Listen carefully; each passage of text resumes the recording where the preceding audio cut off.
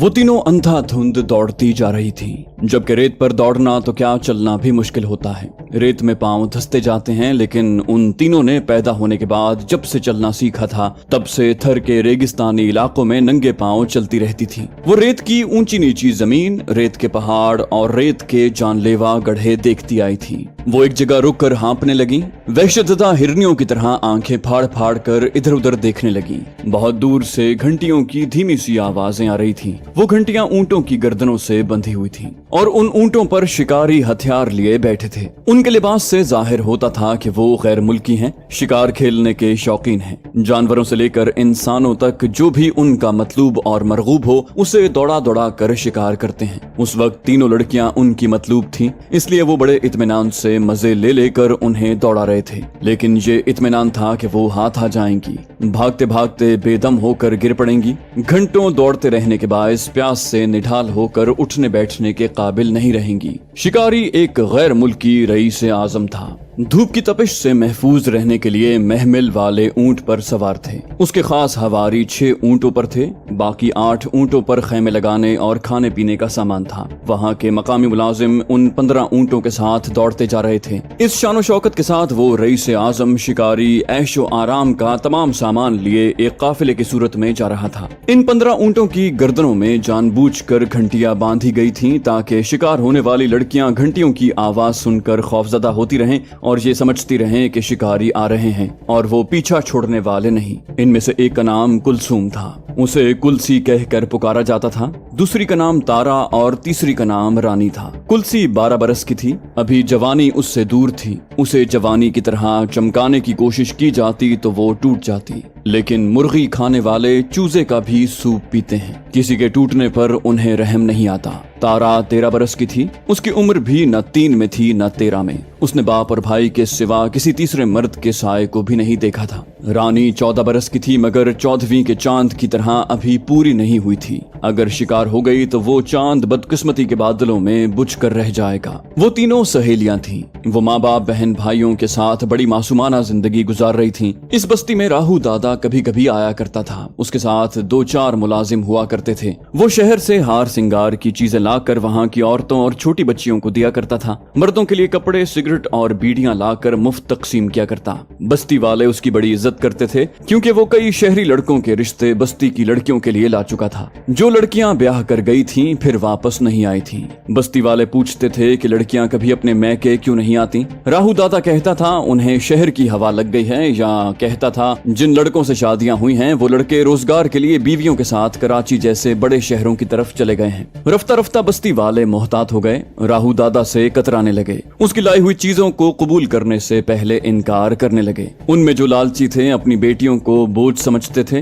वो सब उसे झुक कर सलाम करते थे। अपनी लड़कियों को उन लड़कों के हवाले कर देते जिन्हें राहू दादा दुल्हा बनाकर लाया करता था। इस तरह इस बस्ती के लोग 2 मुख्तलिफ ग्रोहों में बट गए। उनमें से एक ग्रोह राहू दादा का हिमायती था और दूसरा ग्रोह उसकी मुखालिफत में कहता था कि तुम सब बेगैरत हो गए हो। तुम्हारे दिल अंदर से कहते हैं कि अपनी लड़कियों से नाइंसाफी कर रहे हो, लेकिन ढिठाई से कहते हो कि ये बेगैरती नहीं है, क्योंकि तुम उन्हें दुल्हन बनाकर उनका निकाह पढ़वा कर रुखसत करते हो। वो तीनों सहेलियां कमसिन थीं, लेकिन घर की बड़ी औरतों की सरगोशियां सुनती थीं कि वहां से ब्याह कर जाने वाली लड़कियों के साथ क्या होता होगा। वो वाज़े तौर पर समझ नहीं पाती थीं कि लड़कियों के साथ कैसा सलूक किया जाता है, लेकिन उनके दिलों पर खौफ तारी हो गया था। वो तीनों एक दूसरे से कहती थीं जो भी होता हो हमें अपनी बस्ती से बाहर कभी नहीं जाना। गरीब लड़कियों के इरादा करने से और इनकार करने से कोई फर्क नहीं पड़ता। उनके वालिदैन भी मजबूर और मोहताज होते हैं। राहू दादा ने उन तीनों सहेलियों के वालिदैन से कहा, मैंने रकम बढ़ा दी है, अब एक लड़की के माँ बाप को 7,000 दूंगा।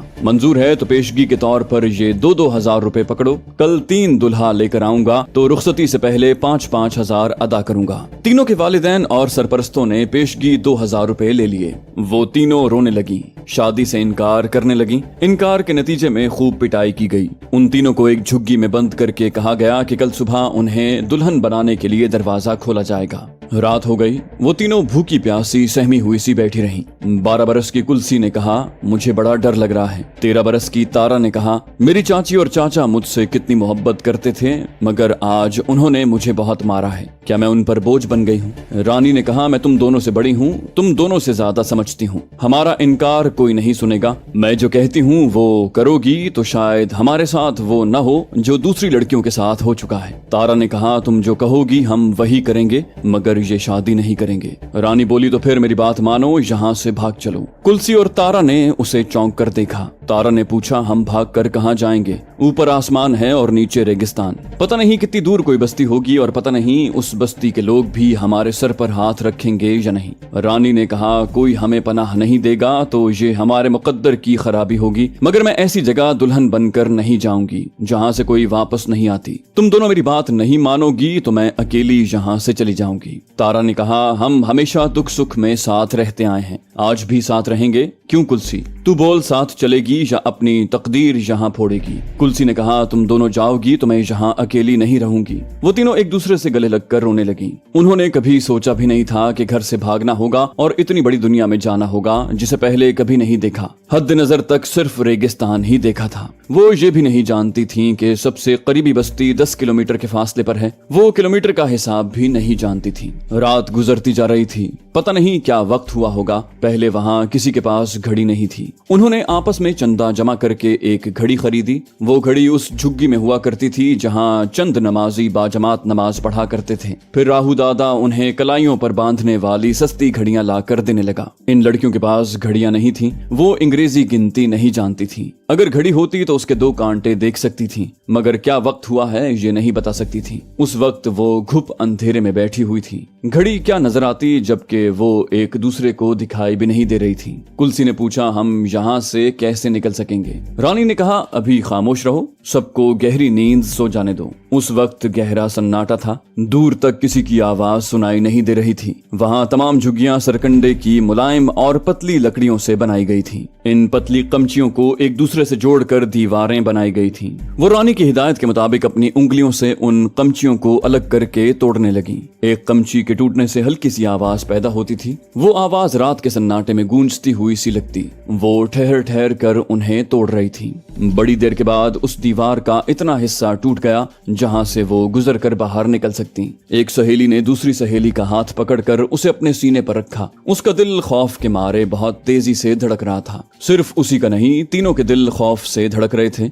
बाहर पिछले पहर का चांद निकल आया था। कोई भी उन्हें नहीं देख सकता था। रानी ने उन दोनों से सर जोड़कर सरगोशी में कहा, पहले मैं निकलती हूँ, तुम दोनों मेरे पीछे चली आओ। वो दोनों से अलग होकर उस टूटे हुए हिस्से की तरफ आई, लेकिन बाहर निकलने से पहले ही पीछे हट गई। किसी बूढ़े के खांसने की आवाज सुनाई दी थी। उन्हें ऐसे लगा जैसे झुग्गी की टूटी हुई दीवार को किसी ने देख लिया हो और वो खांसता हुआ आ रहा है। वो तीनों बड़ी देर तक सहमी रहीं। फिर उन्हें यकीन हुआ कि कोई नहीं आ रहा। किसी झुग्गी में सोने वाला बूढ़ा खांस रहा था। वो तीनों अल्लाह का नाम लेकर चारों हाथ पांव से रेंगती हुई झुग्गी से बाहर निकल आईं। एक दूसरे के हाथों को थामकर आसपास दूर तक देखा, फिर दबे कदमों वहां से जाने लगी। रेत पर चलने से आवाज नहीं उभरती, लेकिन उस इलाके में रहने वालों की कुव्वते समात इतनी तेज थी कि वो झुग्गी के अंदर बैठकर देखे बगैर बता देते थे कि कहीं करीब से आदमी गुजर रहा है या कोई जानवर। उस वक्त सभी गहरी नींद में थे, इसलिए रेत पर उनके कदमों की आवाज किसी ने नहीं सुनी। बस्ती से दूर निकलते ही वो दौड़ने लगी। वो उसी तरह ज्यादा से ज्यादा दूर जा सकती थी। दौड़ने के दौरान में उन्होंने अजान की आवाज सुनी। ये आवाज उनकी बस्ती से आ रही थी। दूर निकल आने के बावजूद इसलिए सुनाई दे रही थी कि सहरा में आवाज दूर तक गूंजती चली जाती है। तारा ने हाँफते हुए कहा, सुबह की अजान है, थोड़ी देर के बाद दिन निकल आएगा, हम किसी से छुप नहीं सकेंगे। रानी ने कहा, हमें यहाँ किसी से नहीं छुपना, हमें किसी बस्ती में या किसी पुलिस चौकी में पनाह मिल जाएगी। वो बड़े एतमाद से दौड़ती रहीं और कभी सांसें दुरुस्त करने के लिए तेज तेज चलती रहीं। सूरज निकल आया, उसका उजाला हद नजर तक फैल गया। वो जरा रुक कर चारों तरफ देखने लगी। जहां तक नजर जा रही थी, आसमान और रेगिस्तान के सिवा कुछ नजर नहीं आ रहा था। वो किसी किसी सम्त का तायुन नहीं कर सकती थीं कि किस तरफ जाने से कोई बस्ती या पुलिस चौकी मिलेगी, मगर कहीं तो जाना ही था, इसलिए वो फिर एक सम्त दौड़ने लगी। वो जिंदगी में पहली बार अपनी बस्ती से बाहर कई किलोमीटर दूर तक चली आई थी, लेकिन उस रास्ते से भटक गई थी जहां सबसे करीबी बस्ती 10 किलोमीटर के फासले पर थी। वो किसी दूसरी सम्त जा रही थी। सूरज अब अपनी हरारत से उन्हें झुलसाने लगा था। धूप तेज हो रही थी। जब वो सर पर पहुंचा तो पता चला कि आधा दिन गुजर चुका है। वो पिछली तमाम रात जागती रही थी और आधे दिन तक दौड़ती रही थी। थकन के बायस उनके कदम लड़खड़ाने लगे थे। वो बेदम होकर गिरने वाली थी। ऐसे ही वक्त रेत के एक टीले पर से दूर एक बस्ती दिखाई थी। उसे देखकर उनमें जान आ गई। वो फिर डगमगाते हुए कदमों से चलने लगी। उस बस्ती में तकरीबन 50 झुग्गियां थीं। उनमें से कुछ मिट्टी और गारे के कच्चे मकानात भी थे। बस्ती के पहले मकान के सामने पहुंचते ही वो तीनों गिर पड़ी। कुछ लोग दौड़ते हुए आए, उन्हें सहारा देकर मकान के अंदर पहुंचाया। औरतें उन्हें पंखा झलने और उनके सरों पर पानी डालने लगी। एक औरत ठंडी मीठी लस्सी के गिलास ले आई। उन्हें समझाया, ठहर ठहर कर एक एक घूंट पियो, जल्दी जल्दी पीने से फंदा भी लगेगा और सर भी चकराएगा। बस्ती के एक सिरे से दूसरे सिरे तक खबर पहुंच गई कि 3 लड़कियां कहीं से बहुत बुरी हालत में आई हैं। बस्ती वाले उन्हें देखने के लिए आने लगे। वहां मुसलमानों और हिंदुओं की मिलीजुली आबादी थी। एक हिंदू बनिए की बड़ी सी दुकान थी जहां से खाने पीने का तमाम सामान खरीदा जाता था। दूसरे हिंदू ने मर्दों और औरतों के कपड़ों, चूड़ियों और नकली जेवरात की दुकान की हुई थी। एक मुसलमान टैंकर के जरिए मीरपुर खास से पीने के लिए पानी मंगवाता था और थोड़े से मुनाफे के एवज पानी बेचता था। वो सब लोग भी इन लड़कियों के पास आए। उनकी रुइदाद में सबसे अहम किरदार राहू दादा का था। वो पूरे थर के इलाके में शैतान की तरह मशहूर था। उसका नाम सुनकर बहुत सी औरतें और मर्द वहां से चले गए। अपने घरों की तरफ जाते हुए एक दूसरे से कहने लगे कि ये राहू दादा से बच नहीं पाएंगी। वो इन लड़कियों की तलाश में निकल पड़ा होगा। वो या उसके हवारी इस बस्ती में भी जरूर आएंगे। हमें इस मामले से दूर ही रहना चाहिए। जो मुसलमान वहां पानी फरोख्त करता था उसने तीनों से कहा, तुम मेरी बेटियों जैसी हो, मेरे घर चलो और आराम से खा पी कर सो जाओ। रात को सफर करना मुनासिब नहीं है। दोपहर को चलोगी तो आधी रात को मीरपुर पहुंचोगी, इसलिए कल सुबह यहाँ से जाओ। वहाँ कुछ औरतें और मर्द राहू दादा को गालियां दे रहे थे और अपनी बेबसी भी जाहिर कर रहे थे कि वो पूरे इलाके में पुलिस वालों से बना कर रखता है। बाहर के मुल्कों से शिकार खेलने वाले अमीर कबीर शिकारियों का दल्लाल है। वो बड़े मजबूत जराए का मालिक है और खूब दौलत कमाता रहता है। वो तीनों पेट भर कर खाने के बाद उस मुसलमान के घर में सो गई। वो उस बस्ती से मीरपुर खास तक उस्मान पानी वाला कहलाता था। शाम को एक हिंदू जवान धर्मदास एक ऊंट पर बैठकर आया। वो हफ्ते 2 हफ्ते में एक बार वहां आता। उस बस्ती की औरतें जिन कपड़ों पर कढ़ाई करती थीं और मुख्तलिफ किस्म के खिलौने बनाती थीं, वो सब उनसे खरीद कर शहर ले जाता।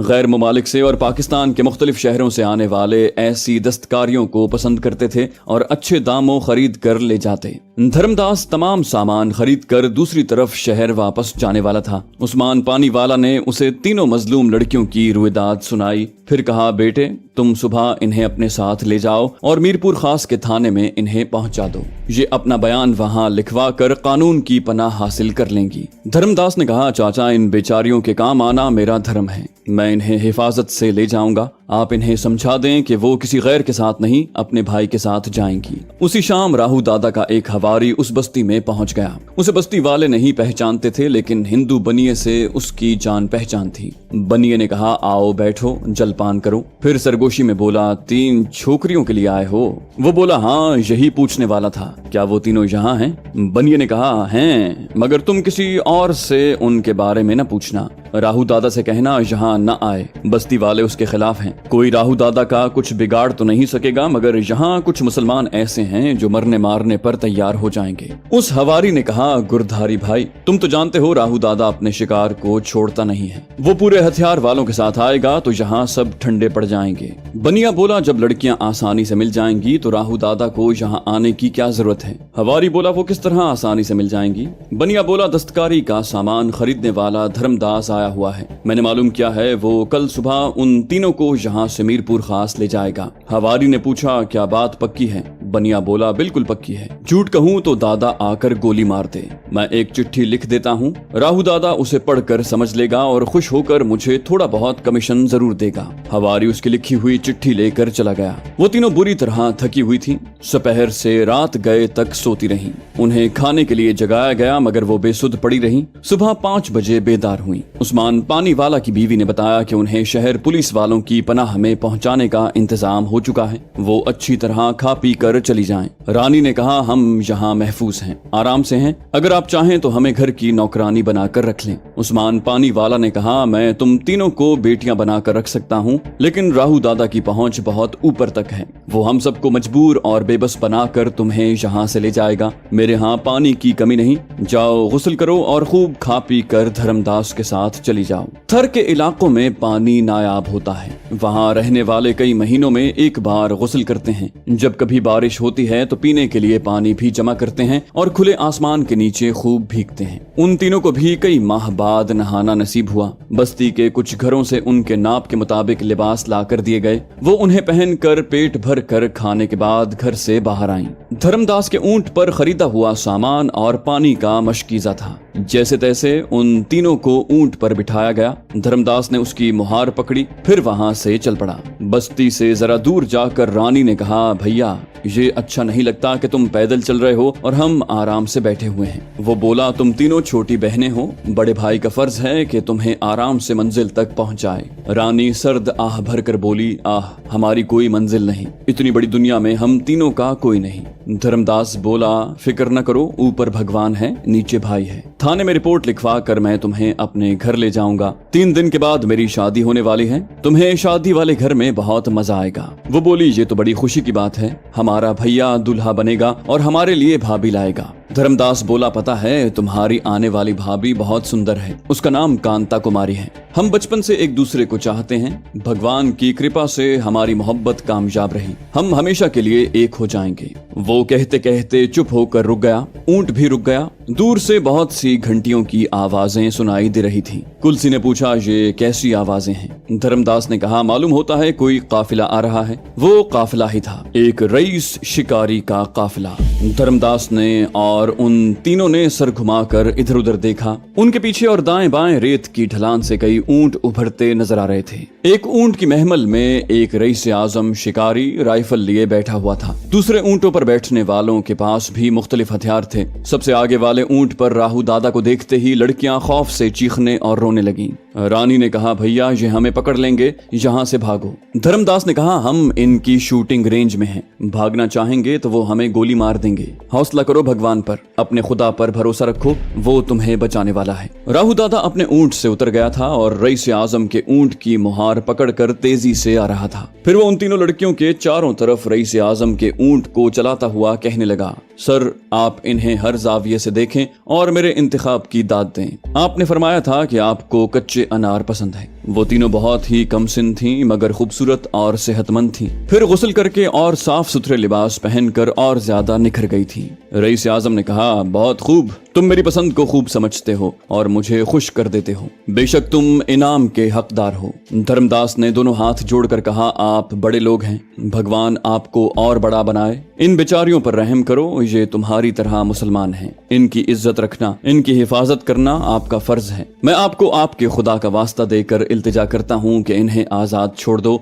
और इन्हें अपनी मर्जी से जिंदगी गुजारने दो। धर्मदास जो कह रहा था, राहु दादा उसका तर्जुमा गैर मुल्की जबान में कर रहा था। रईस ने सुनने के बाद कहा, इस जवान की आखिरी बात दिल को लगी है, इन्हें आजाद छोड़ दिया जाए। राहु इनको जाने दो। राहु दादा ने कहा, सर कह रहे हैं तुम इन तीनों को ले जा सकते हो। धर्मदास ने फिर दोनों हाथ जोड़कर सर झुकाकर शुक्रिया अदा किया। फिर अपने ऊंट को लेकर आगे बढ़ने लगा। शिकारी का काफिला उसी जगह रुका रहा। वो सब उन 3 लड़कियों को ऊंट पर बैठकर जाते देखते रहे। राहु दादा ने कहा, सर हुक्म दें। रईस आजम ने कहा, सब्र करो, जब तक चूहे बिल्ली का खेल न हो शिकार का मजा नहीं आता। क्या तुमने कभी देखा है बिल्ली चूहे को पकड़ती है, छोड़ती है, फिर पकड़ती है, फिर छोड़ती है? मगर उसे छुपने और बचने का मौका नहीं देती और आखिर उसे शिकार कर लेती है। धर्मदास उन्हें लेकर दूर निकल आया था। तब रईस आजम ने राइफल सीधी की, टारगेट लेंस से एक आंख लगाकर निशाना लिया, फिर ठा की जोरदार आवाज के साथ गोली चला दी।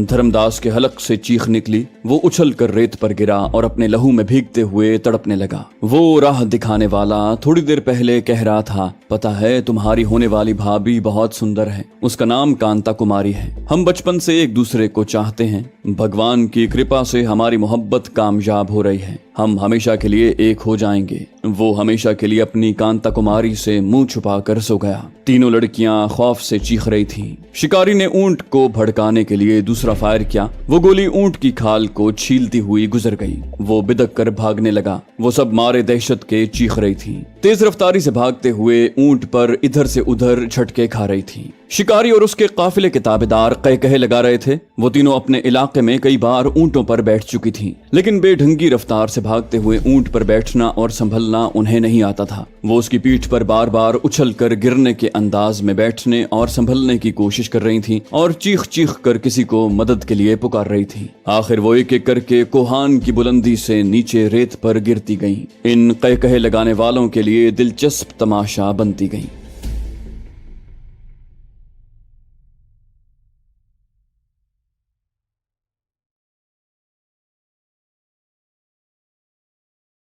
तो दोस्तों, ये थी हमारी आज की एपिसोड। उम्मीद करते हैं आपको हमारी कहानी पसंद आई होगी। जाने से पहले इस वीडियो को लाइक कीजिए और शेयर करना मत भूलिए। कमेंट करके हमें बताइए कि आपको हमारी वीडियो कैसी लगी। और अगर अभी तक आपने इस चैनल को सब्सक्राइब नहीं किया तो इसे सब्सक्राइब कीजिए और बेल आइकन दबाकर ऑल नोटिफिकेशंस ऑन कर लीजिए।